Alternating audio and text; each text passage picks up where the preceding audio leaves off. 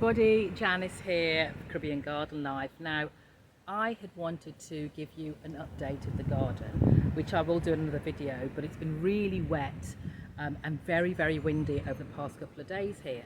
So this week, instead of like planting seedlings and stuff like that, I turned it into a cleanup week. But I also had the opportunity to get hold of some additional topsoil because somebody was turning over a lot for the backhoe, and I took the opportunity to get some soil. But I'm not going to put it directly in the garden. I'm actually going to solar sterilize it. So that's what you catch me doing this week. So let me show you what that looks like.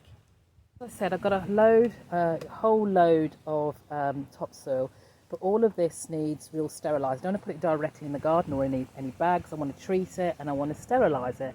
So what I'll be doing is obviously sifting the soil through my soil sifter, my homemade soil sifter, which will mean taking out the rocks, any debris and stuff like that. And then I'll be taking over to the place where I'm solarizing. I've already started, so let me just take you over there now.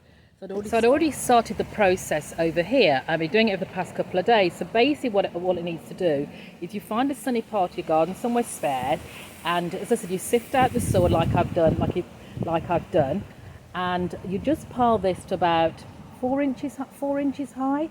Around that height, I've actually been putting in some manure, some goat manure in there as well, sheep manure as well, to give it some bits of nutrition. And then what I will do is cover it over with polythene, with a clear plastic, to let the sun solarize it for about 4 to 6 weeks to get out all the pathogens, anything that could damage your plants in your garden.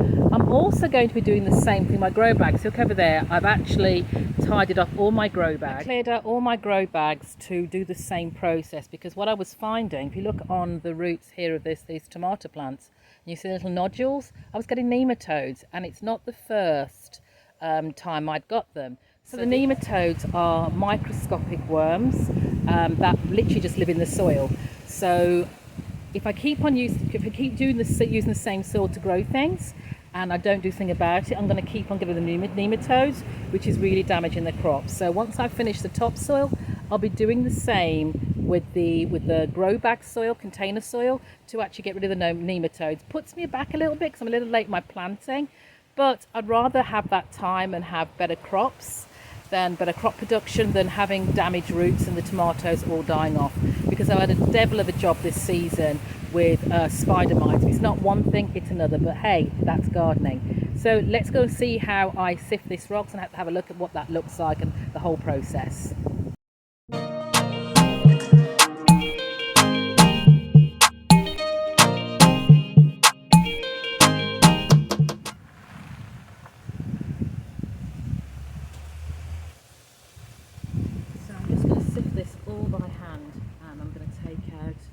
All the big rocks like this. I've got a separate bag for rocks. I've got a separate bag for the big pieces that were for garbage, such as this. Oops, that's the wrong thing, I just put it in.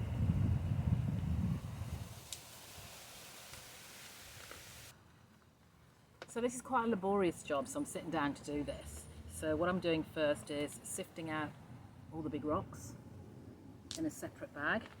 And then any lumps that won't break down, really won't readily break down as I get to the end, such as this, are in a separate bag, separate box, that will go in the composter.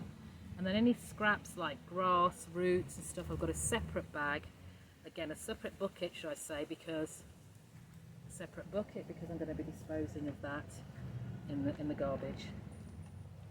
So let's get on with this then.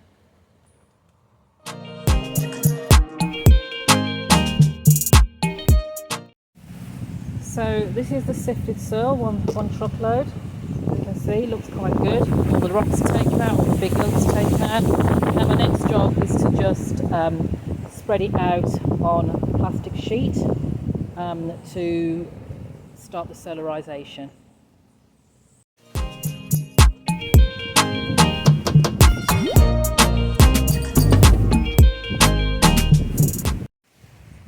So I finished sifting all the dirt, and the next stage is to give it a good wetting. and then cover it with the plastic. Now what I've noticed is that the plastic's a little thinner than I thought it was going to be, so I'm going to have to work very carefully. The goal is to cover it as much plastic as possible, so I'm trapping all the heat inside, so that's when they will heat up and solarize the soil. So that's the next step.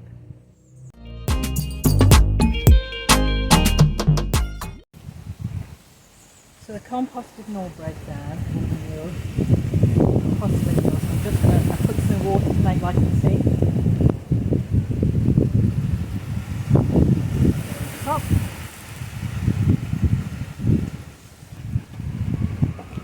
Give a quick sprinkle.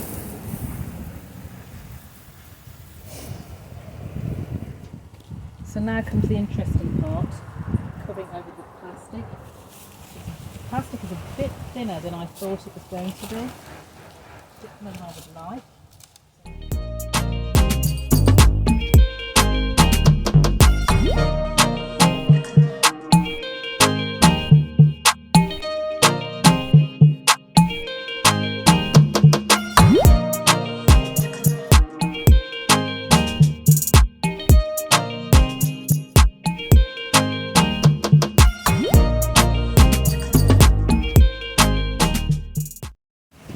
So that's it, it's all covered up. I can't see any holes anywhere. It's all tucked in.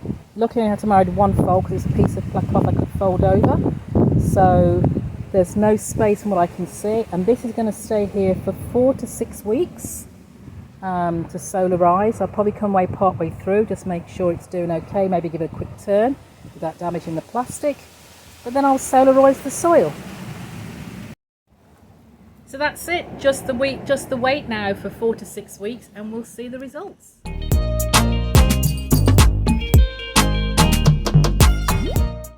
So it's been 6 weeks since I started solarizing, actually no, 5 weeks, and I'm really pleased with the outcome.